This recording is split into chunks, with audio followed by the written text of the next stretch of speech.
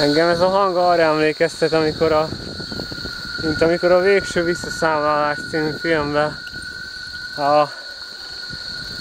a repülőgép anyahajó visszament az időbe, belekerült abba a fura viharba.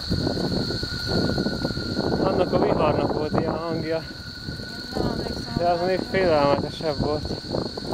Nekünk megvan VHS-en, majd megnézzük otthon.